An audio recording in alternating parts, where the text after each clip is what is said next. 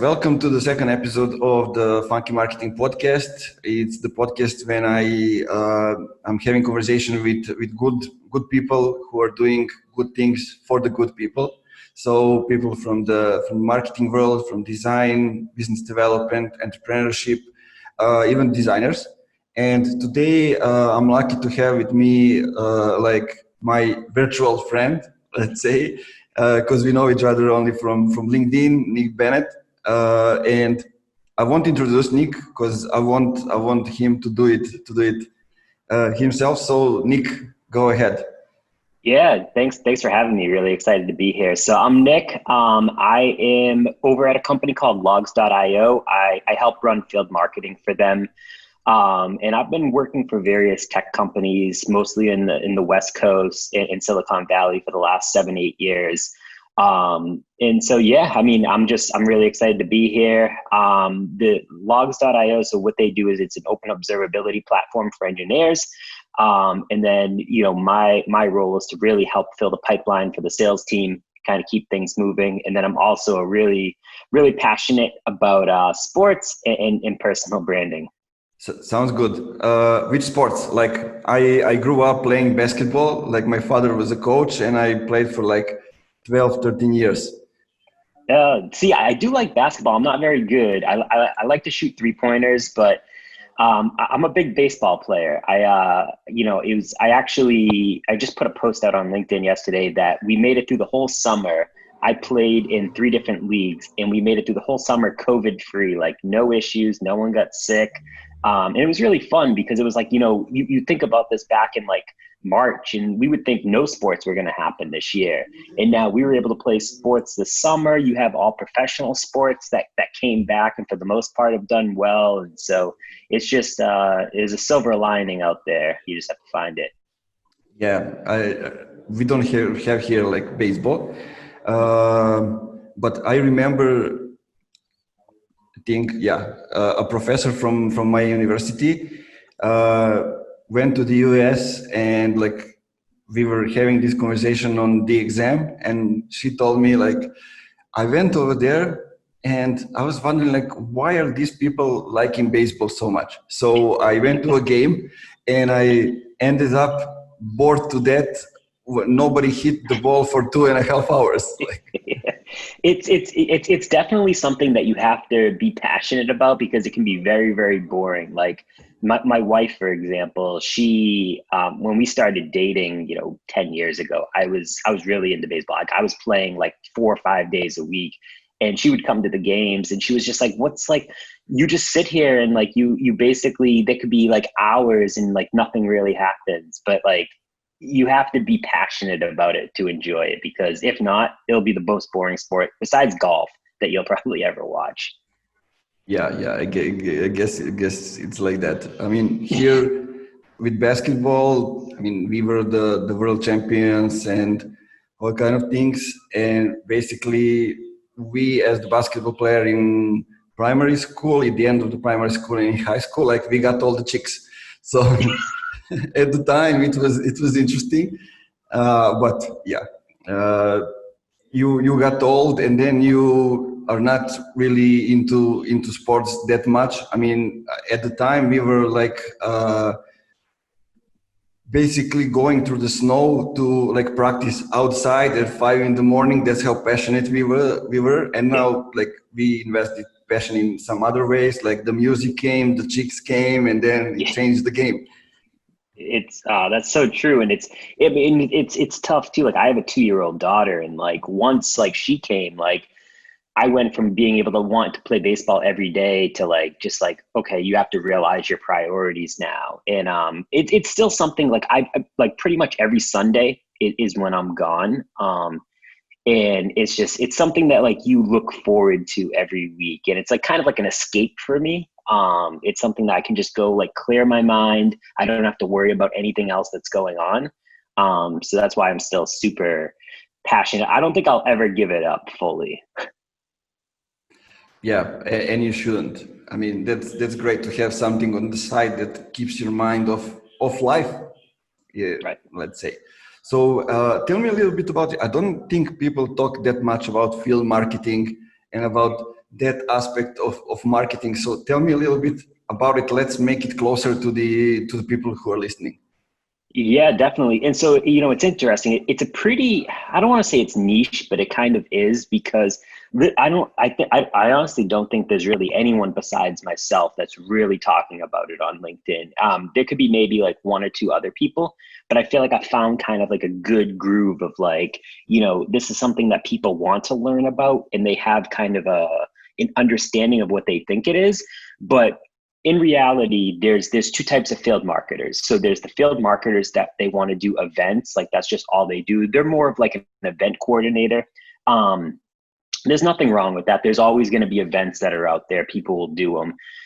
There is now kind of like the modern day field marketing 2.0, which is basically the revenue marketers. So basically they're the ones that truly want to be the CMOs of their region or territory or whatever it is.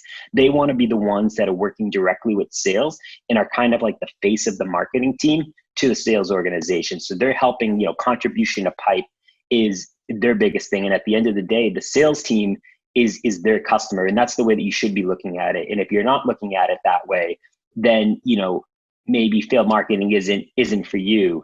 But at the end of the day, your title has field in it, just like sales reps usually have like a field sales rep in there. So you two should be so closely aligned that you're literally tied at the hip. Yeah, most of the time I'm seeing just like sales people go on the field, like on the site, and doing their own things. I rarely see marketing people over there doing their thing, but if you have those two, that's actually great. I mean, you can give them all kind of insights. You are talking to the customers, right? So this is great. Even in, I don't know, if they listen to you, it's good. It's good for the whole company, right? Exactly. Yeah. And that's the thing too. You have to build the relationships to get them to want to listen to you, because if not, it's still going to be silos. And you get this more from companies that have enterprise sales reps, because they think that you're just kind of a personal assistant to them, like from a marketing standpoint. And it's getting them to change that mindset, because they think, oh, I can go out and do this marketing stuff myself. I don't really need any support. But at the end of the day, yeah, they may be driving revenue and they'll probably do a good job and hit their number. But just think about how much more they could do if they utilized a resource like a field marketer. Yeah. If I'm the sales rep, I'm liking that opportunity, and that have chance to have not only the information, but to have a guy over there who can actually give me the glimpse of what's going on. So when I get there as a sales rep, I already know with whom I'm talking about and what are they liking, what do they dislike, all the insights. That's something that's great. I've been talking last time with Yag a little bit about communication, and where did we learn about communication. And I told him that I learned the most about communication when I was checking how much electricity did people spend, like going from house to house. And basically you needed to have skills to enter the people's houses, because you can see the data inside the house. So I needed to know where is the key when they are at home, to get into people's home at like 7:30 in the morning. So you get all kind of skills. Dogs are always in the yard, of course, some of them dangerous. But I've seen all kind of things. But this is exactly where I understood the importance of communication and talking. Learning actually how to talk with different kind of people in a different way, personalizing that communication. Yep, absolutely. And communication is key. And if you're not someone that can communicate well, then you're going to struggle with basically this role, because your job is to literally be like the way that I like to think of it is like you're kind of like the quarterback. And this could be like a US thing, but like, you're kind of like the quarterback that's pulling it all together. And, you've got your wide receivers, you've got your running back, where to basically run strategic plays. And it's important to communicate, because you're the quarterback, everyone's listening to you. And if you can't communicate well, then, you're going to be getting sacked. You're going to be getting, throwing interceptions. It's basically just super important. and it gets you like communication and everything gets you slowly into the personal branding sphere, right? I just come up with a thought that I didn't think about, like, I think ever. And it is like, in my hometown, people knew me because of my family, because of my father. He was basketball coach and like the known figure in the city. And I had this I don't know, people's opinion about me based on him. You know, some were good, some were bad, and I needed to get out of it. So I shared a lot of information. I shared things that I'm doing. Because I was back then in the civil sector, so I did a lot of things for the community, and I needed to show the value, the real value of the things that I'm doing. I'm not just like this guy. The nickname of the family and mine is Dilimanas, who is just doing something again. You know, he's boring us with all kind of different events. He's organizing different things he's trying to accomplish like that. But I was actually doing really good things, like stopping villages from dying, teaching them how to utilize tourism, like cleaning rivers from the garbage dumps, those kind of things. And I managed to get like 196, I think at the time, people in the village in Serbian mountains from 18 countries at one moment, like without advertising, without everything. So it's interesting how it works. Like, you start from communication, just from the people, and then you go up. What's your experience? How did you start with personal branding? Yeah, honestly, it was just something where at my last company, the my boss at the time, Kyle Coleman, he was super active on LinkedIn. He did an excellent job of basically trying to get his brand out there. And he was more in, like, he came up as an SDR, so like he had a big following on the sales side. And like, I just, I looked at that, and then there was a bunch of people that I followed on LinkedIn, and I was always the type of person that would just kind of read people's content that they put out there, but I never really posted anything. And if I did post something, it was basically like a work link. It was no context to it. It was basically, here's a work link, like basically just sharing someone else's stuff. And I was just like, you know what, this could be so much more. And I started doing it, and I started to write daily, and I was just like, okay, consistency is key. And so I kept on writing daily, kept on writing. And I was just like, more and more people, as the weeks passed and then as the months passed, they started to engage with the content. They started to reach out to me.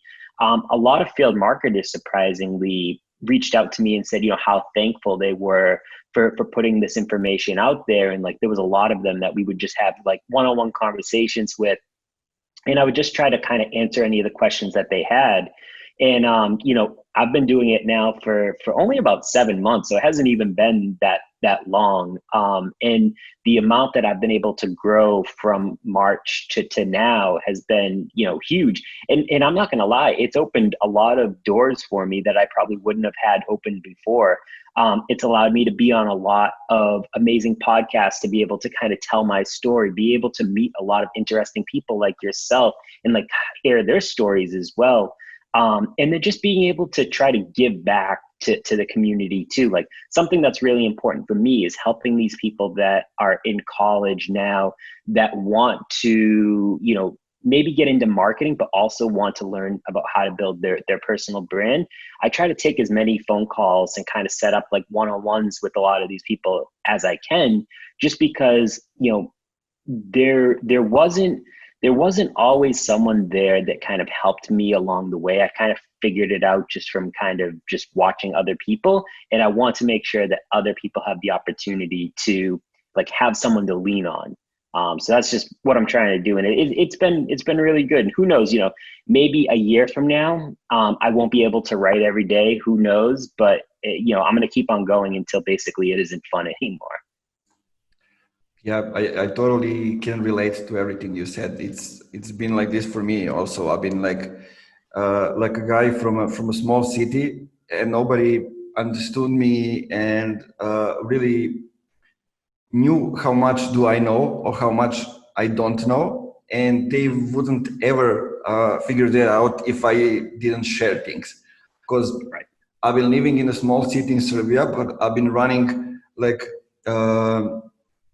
15 people marketing agency based in Toronto, Canada, from Pirot, from small city, and I got that opportunity just by being in the company for like 13 months, because this is how long it took for them to realize that I already know how to do management. I don't know how to manage people. I know marketing. I understand the big picture and everything else.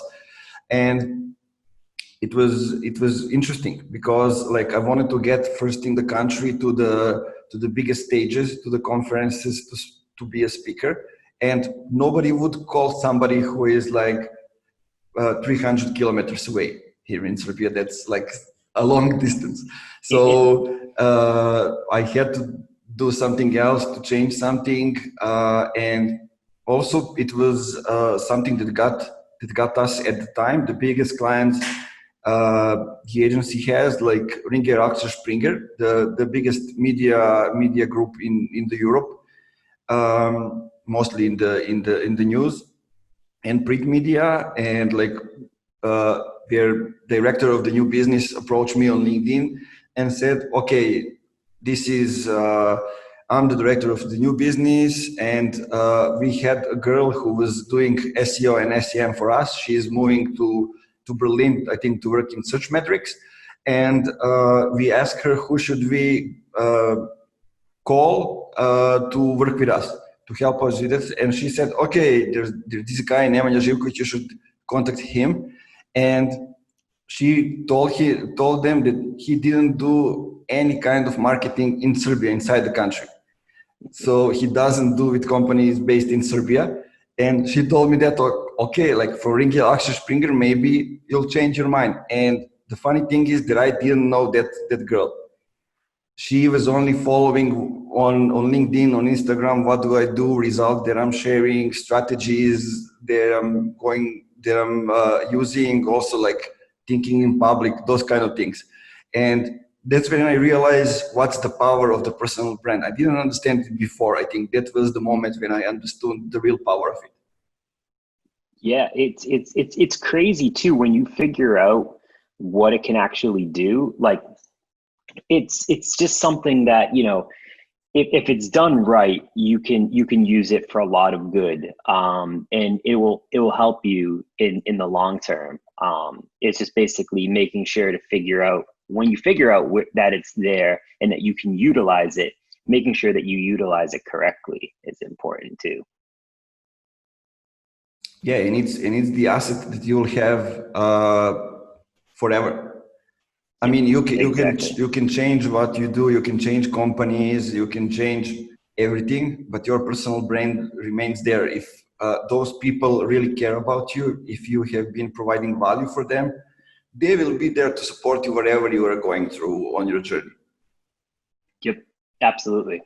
And I don't know if you have the same opinion, but I have this opinion that people need to start sharing before they become professionals, or let's say experts. I don't like the word, but like you didn't just become a professional or an expert. And a lot of people are making that mistakes when they come to LinkedIn.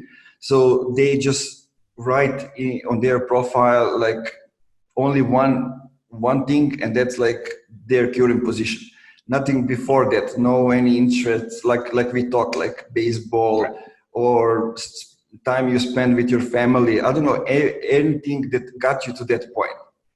Yep, absolutely. Yeah, it's important too. Like I want to, like, there's a lot of people, like you said, that they only post like professional stuff. Like they just, you know them for one thing, but like I want to be the type of person that when people read the content that I put out there, I put out stuff about, you know, marketing, field marketing. I put out personal stuff. I put out stuff about sports. I want the content that you read to be exactly like how I would be in real life. I don't try to BS anything and say that I'm someone that I'm not. And like, there is people that I've seen that you could definitely see they hide behind a certain personality online. But I'm just trying to be exactly how I would be in real life if you met me. And I think it's important to get that, because you actually, I feel like people connect more when they know a bit more about you. And it's just something that they can kind of follow the journey a bit more. And you do it in kind of a tasteful way. It's not like, it's not like Facebook where you're putting like, I'm at the ice cream shop right now. It's, you're telling stories that are important to you, but also, tell a bit more about your life. And that's been super impactful for me, because I've met a lot of people through that way, but I've also learned a lot when other people that are posting content tell a bit about like their backstories, and it's just more interesting for me. It makes me want to kind of follow them more. Yeah, I like also that we agreed on sharing, also giving negative feedback if we disagree with something, right? We had almost the same post about those things. And like LinkedIn is a platform when you can see everything somebody does, so all likes, comments, posts. And I guess this is what makes people feel a bit uncomfortable with sharing with negative feedback sometimes, or disagreeing with something. Exactly. But like, that's the beauty of having kind of like, everyone has a different view. And so personally, like in the comment section, if people disagree with me, like I'm so happy, because I might only have one thought of how something can be done, but it could literally give me so many more ideas. And like, I actually like to use the comment section of LinkedIn as kind of like a sourcing of like crowdsourcing of ideas and answers, because it helps me get better. It helps me learn. And the people that just, I do wish more people put insightful comments rather than like agree or an emoji. I understand not everyone can do it, because it would literally be time consuming, but I really try to spend more time on the people that write like insightful comments and like actually add value to the conversation, versus someone that just says like, oh, totally agree with you, or something like that. Comments are highly valuable. I mean, I didn't understand it, and in like to end of the 2018, I think, I wrote a post article on LinkedIn about how to utilize like personal brand and LinkedIn, and a guy told me, you forgot comments. And I got to the research, and I actually got the conversation with him a little bit later, and he's been in a bad state of mind when it comes to inspiration and posting on his own profile, but he used 6 months to just add comments on other people's posts. So he used comments as his post, and he was just giving value, giving value, giving value. Basically, he's the guy now that runs Serbian Tech, a community that gathers startups from Serbia, and it all started over there. And this is where I realize what's the potential of the comments. I mean, I'm personally seeing if a comment gets traction, okay, I can expand it in a post, or I can use comments to get somebody's audience back to my profile, or all kind of different things. But it all goes back to the value. Yeah, and honestly, if you're not providing value, then why are you even posting on LinkedIn in the first place? It's I forget who told me this, but someone recently, maybe a couple months ago, told me that 90% of the content that you put on LinkedIn should be basically, about building your brand, like content that is relatable to you, not specifically about where you work. 10% should basically be, work related stuff. Maybe you're doing a webinar, maybe you're doing an ebook, whatever. And honestly, I've been trying to stick to that number, because it's like, even a year ago, I used to do about 90% like work related stuff that was on there, and then 10% like personal. And I've literally tried to switch that, 180, the completely other way. And it's gone pretty well so far. So I can confirm. It's going really well. I mean, you have some great numbers, and you are using LinkedIn for like what, 6 months, right? Something like that. Yeah. That's really great. mean, I can relate to that because I was just a few days ago, I was talking with the guy who was working with me in the last agency that I worked at. I was director of operations, so the second man in the company, and I was actually the one who was sharing most of the things from the company. And like the CEO was sharing some things, but not like we're going to create a demand, but like, here's the post. If there is a demand, I'll share more. Like it doesn't work. And I got the information that he actually wanted to change the name of the company because it's known by me at the moment when I was leaving it. So, I mean, I was always the guy in each company that I work at. Okay, I have strong personal brands, and I'm coming to you, and I won't do anything on the side. While I'm here, I'll use my personal brand for the company because I'm all in on everything that I do. And that's it. I don't know. Some people might use it for other purposes or whatever. I'm the all-in guy. If I work with you, that's it. And then it comes to the culture and all the other things, if it's going to work or not. Yeah, absolutely. And I'm kind of the same way too. It's, and if you think about it, your personal brand is 100% going to have an impact on the company that you work for. Like it's just, we've talked about this before, like all of the brands out there on LinkedIn that like, you just think of people that are posting, like you can immediately tie it back to the company that they work for. And it may be something you may have no interest in, the company that they work for, but it just goes to show what a strong personal brand can do for a company. Because some of these people, if you take, let's just use Casey from Gravy for example. If he posts something on LinkedIn and he pulls 30,000 views, I guarantee you that's more than the Gravy corporate page is ever going to pull. And if you get a couple of those people that can pull 10, 20, 30,000 views with a single post, then it's just going to go out there and you're just going to always associate them with the brand, which ultimately will lead to revenue. It's basically just trying to get to that point of wanting to get your employees to do it. I see there, since we work with a lot of companies now, just based on that, because to utilize LinkedIn, you need to work on the personal brands on one side and on the company brand on the other side. But company brand is being built by the brands of other people, not you posting about yourself. And so I'm seeing a lot of companies that have people who are like great at what they do, let's say sales, marketing, content marketing, but they don't share anything outside of the company on their personal profiles because they have never done it. They're like old school, and there are few things that you can do in those kind of situation. One is like doing marketing inside the company for them, but basically it would just turn a few of them on the other side. They need to realize it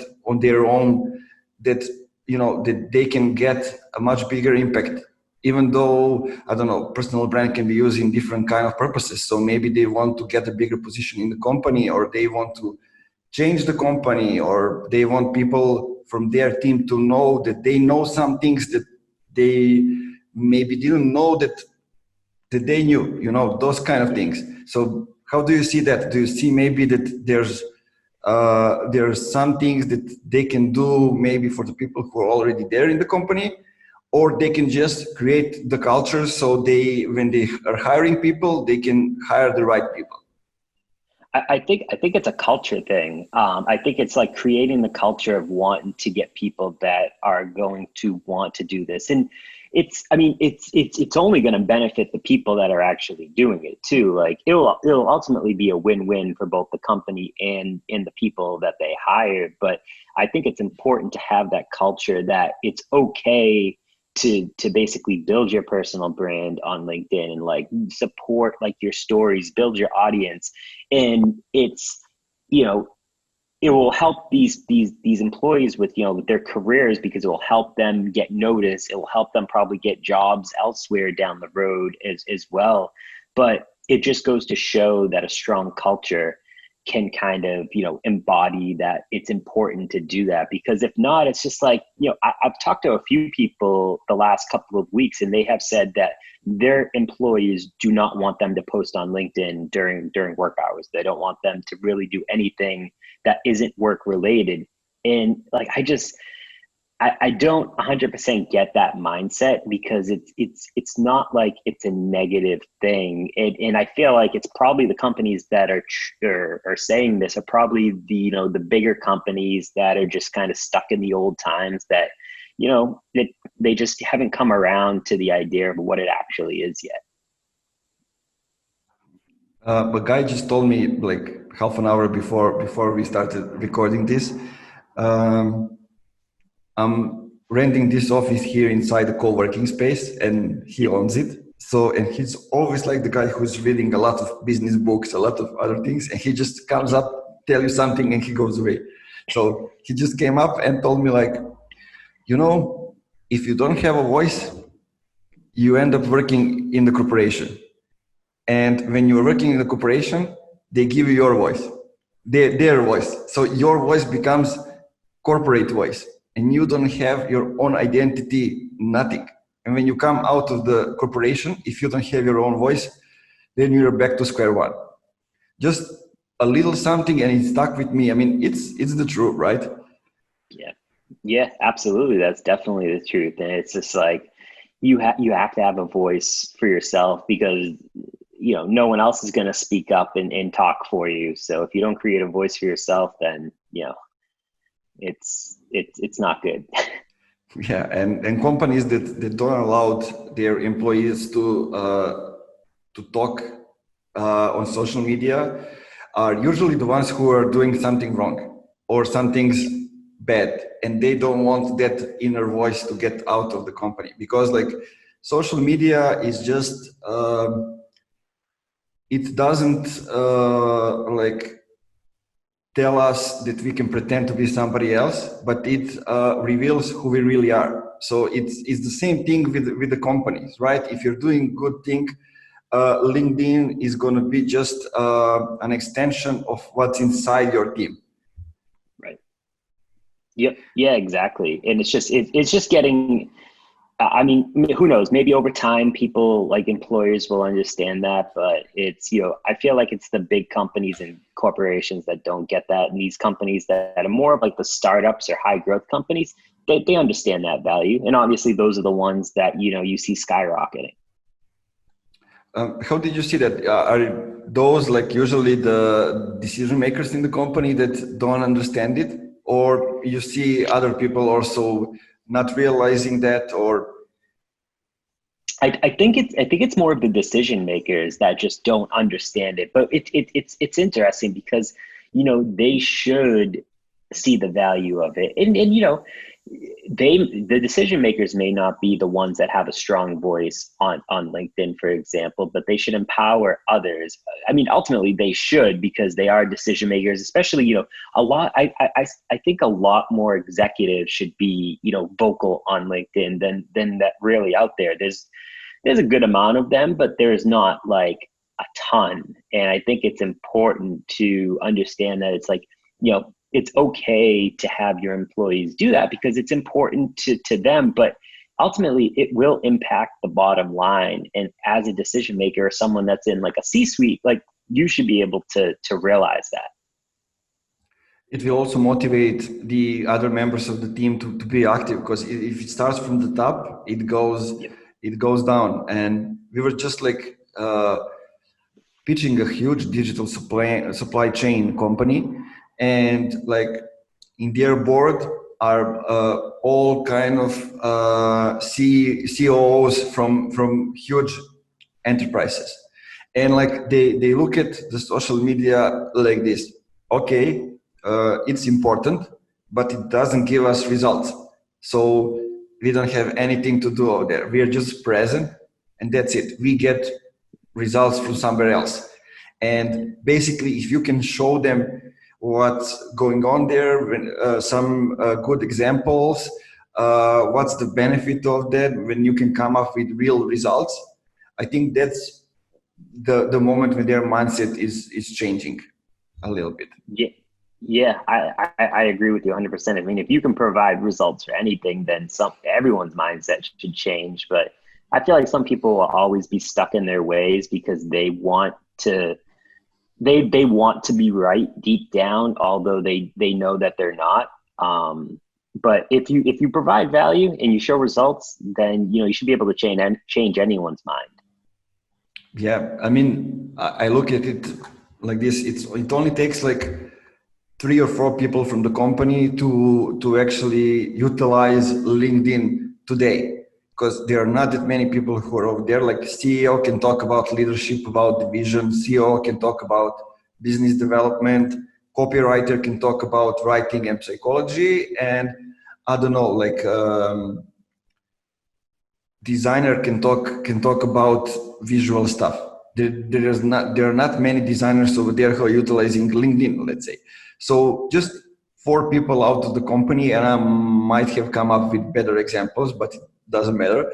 Like they can be seen a lot. Like in Funky Marketing, it's only 3 of us who are active. There are a few more people in the company, but like developer, video editor, and they're not like we don't want to post. Like video editor is like, I'm watching you guys, what do you do? It makes me want to share some things too, so it's Yeah, all how it's going on inside the company.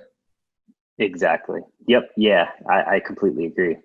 So I have an idea that I want to tell you. Maybe it can work for you also. Like if I'm you, I would share a lot of things that I can from the conversation with people out there doing my job. I think that would be really really awesome. Yeah, that's a great idea, and it's something I've been trying to play around with different types of content to see what works, what doesn't work, and I feel like those types of things always do better. And it's something that I've been exploring and trying to figure out. And sometimes, honestly, I think of something in my head and I just throw it down without really much thought behind it. But sometimes, I do think of something and I'm like, oh, this would be really, interesting to talk about. And then I try to write it down. But I think that's something that's super interesting, actually. Yeah, and usually things that you don't think about much, that you just have the gut to share it, they do better than those that you are like working on for 2 weeks. Exactly. I agree with you 100%. Yeah, that's something. Look, I didn't want to get into the definition of personal branding before. I wanted us to talk a little bit about it, but now I want to hear you. What is actually personal branding for you? We went a little bit on and off about it on LinkedIn, but it was some time ago. Yeah. So for me, and this may vary for other people, for me, personal branding is I want to be the voice for field marketing. Like when someone says like field marketing or they think of a marketer that is revenue driven, I want to kind of be someone that they think of.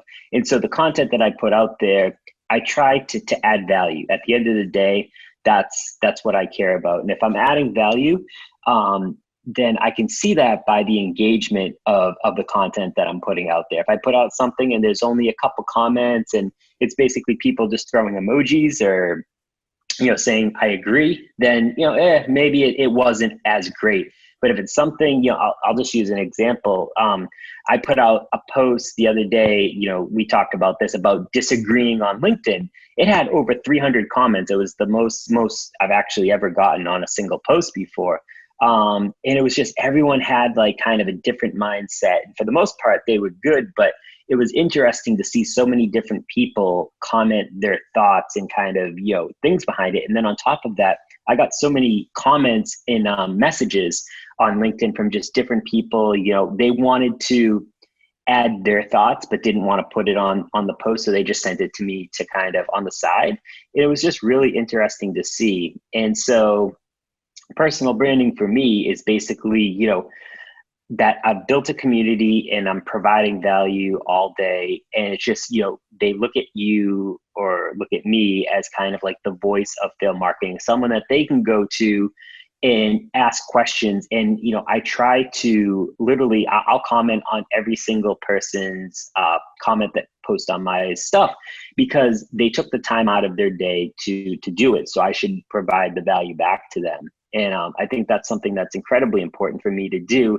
And honestly, I will, I could have 50,000 followers for all I care, and 1,000 comments. I'll still reply to every single person that's out there, because I think it's the right thing to do. And I think there's a lot of people out there that, I'll comment on their stuff and they just don't even reply back to me. And it's just, at that point, it's like, why even add the value if you're not going to get anything in return?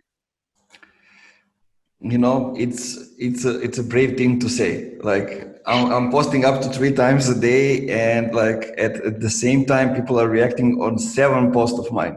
So I don't have time to answer every comment, but I try to answer as much as I can. Yeah, but that's a cool definition. It's cool that you know the direction is in which you are going. But also want to say one thing, and it is that personal branding is not only the thing that we are seeing online on LinkedIn. It's also the way we look, the way we dress.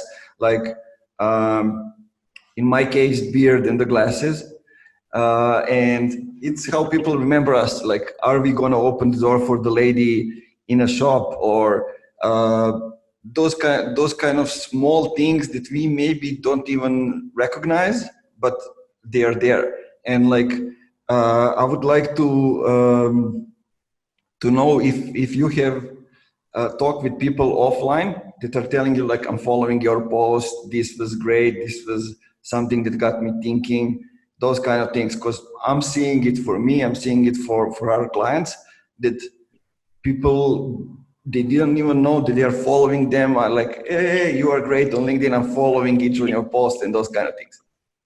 Yeah, honestly, it definitely has happened. And I have a couple of friends that I was friends with in high school, and we were connected, and maybe we just kind of fell out of touch over time. But I get messages from them on like Facebook, and like they're just like, wow, you're Mr. LinkedIn now, like you're blowing up over there.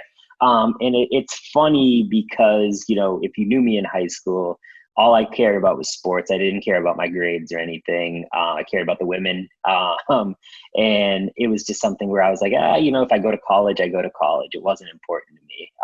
And like for them to like be like, look at what you've become, like, all these years later. And it's been really fun to like hear people that have known me for like, 10, 15 years to say like, I follow your content, like now, like you provide valuable information. And they're usually the ones that never actually like comment on a post that I put out there, but they're reading it. And it's good to see that at least they're reading it and that they find value in it. Yeah, you reminded me of something, and I want to give you an advice. And because I've been there on some posts, like I didn't get much reactions, like maybe up to 10, maybe up to 3 comments, something like that. And like in the last 3 months, like until like maybe 2 weeks ago, I just reused the old posts from that time to see what's going to happen. And like, you have seen my posts and the reactions, so it seems like it's not about the quality, because I always care about the quality. It's just I didn't have the right people, or the right people who are ready to engage on the post, and that was the game changer. So if you don't get as many comments as you think that you would get, just maybe leave the post for like a month and a half after, and try it again. I think it might work.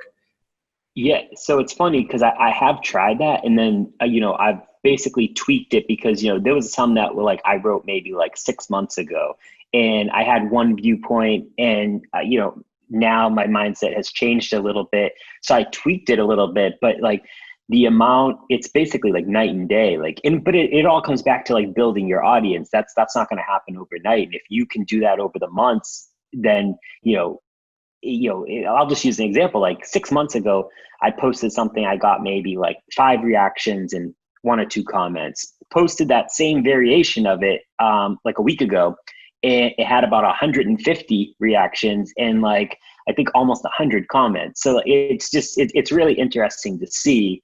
And like I said, it comes back to definitely just the ability to build your audience over time, expand on that, connect with like-minded people that you want to be connected to, that will add value to the content that you put out there. And what are you like measuring? The number of meaningful connections or something else? So I'm probably not doing a great job of that. So I'm really just looking at engagement. And so I don't have a great way besides using Shale to determine the engagement value. But basically, if I post something and I have at least 50 comments of people adding information, I feel like that's a pretty good job. And that's I could definitely probably do better of measuring that. But that's really the only thing that I look at. Like I don't look at the the number of followers or connections. I should probably change that mindset a little bit because I feel like I am starting to have a lot of CMOs and VPs of marketing start to reach out to me and want to be connected and are adding value. But right now I'm just really looking at engagement. That's cool. I mean, engagement is a pretty good metric that nobody can have doubts about, right? And if you look at the people who are engaged, and those are the right people, then even better. And I tend to have all those people that are like our target group, so the decision makers, but also people like ourselves, marketeers, so they can also recommend me or the Funky Marketing to somebody. And it leads us to that moment that you mentioned, when they are starting to look at you as a mentor, as a teacher, as somebody who is giving them value persistently, and also as their voice. Yep, absolutely, totally agree.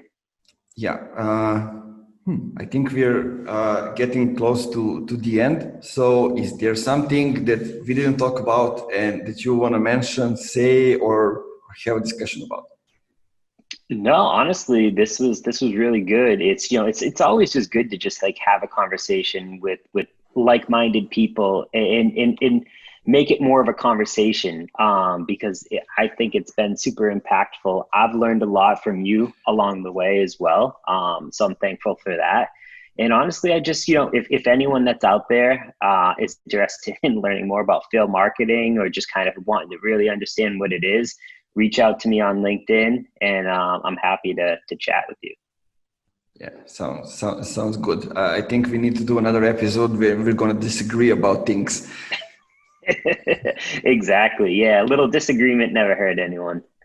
Yeah. Good, man. Thanks for joining in. Thanks for this. I think it was really interesting. We talked about chicks. We talked about personal branding. We talked about field marketing. And I think we really gave value and insights to the people, especially to those that are just starting and getting into maybe the niche or the industry, or starting just to build their personal brand and see what they're going to do about it afterwards.